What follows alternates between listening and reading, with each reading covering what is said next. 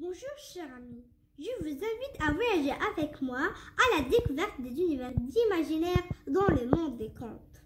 On va lire aujourd'hui la dernière partie du deuxième chapitre de l'histoire Le festin de minuit. Pix secoua la tête. Non, on va organiser un festin de minuit pour Twinny. Ce sera parfait, on ne se fera pas prendre si on se débrouille bien. Elles entrèrent dans le grand chêne. Et fils au fait demanda soudain Pix. Ce n'est pas ta fée préférée, je sais, mais tu devrais aussi lui proposer de nous aider. Je suis persuadée qu'elle aura de bonnes idées. Mimi fit la grimace, mais Pix avait raison.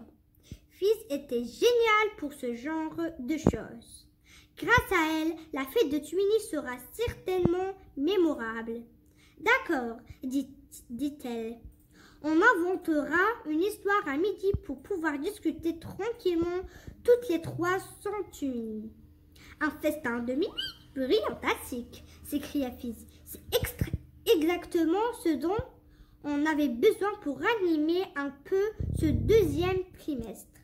Les trois filles étaient perchées sur les tabourets champignons de la bibliothèque de l'école, une longue pièce haute de plafond, où s'étiraient des rangées entières de livres faits de pétales de roses. Au-dessus d'elles, les elfes vibrants des fées voltigeaient devant les rayonnages comme des bourdons. Elle est vraiment incorrigible, pensa Mimi, comme si elle était plus important de s'amuser que de consoler leur amie.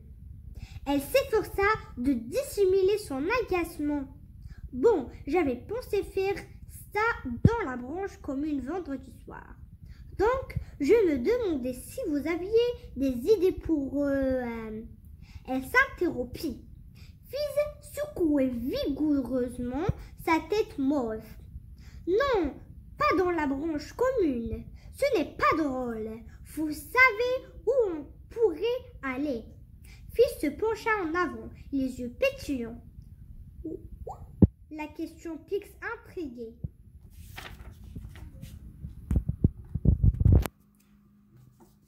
Au volant enchanté, annonça-t-elle triomphalement. Ce n'est pas très loin de l'école, ma sœur m'en a parlé.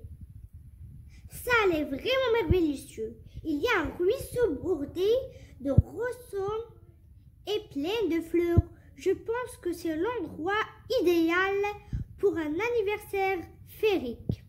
Mimi et Pix se consultèrent du regard. Tu veux qu'on sorte de l'école? S'étonna Mimi.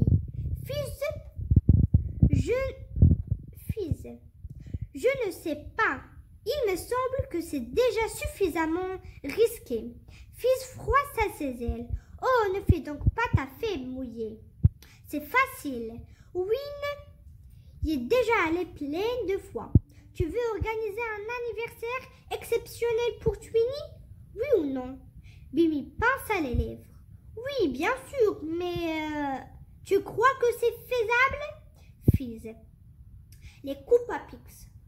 Comment irons-nous là-bas? Les portes ne sont pas fermées à clé la nuit. Fils se mit à rire. Qui y a parlé de porte? On s'est volé, non? On n'aura qu'à sortir par la fenêtre. La seule chose qui pourrait effectivement poser un problème, c'est qu'on ne peut pas les ouvrir de l'extérieur. Il faudra donc que quelqu'un reste pour nous faire rentrer au retour. Ou bien deux fées pourraient se relayer. Comme ça, chacune profiterait de la fête. Mimi soupira. Sa petite fête, toute simple, se changeait en entreprise périlleuse. Mais Pix ne pourrait pas de cet avis. Elle hocha pensivement la tête.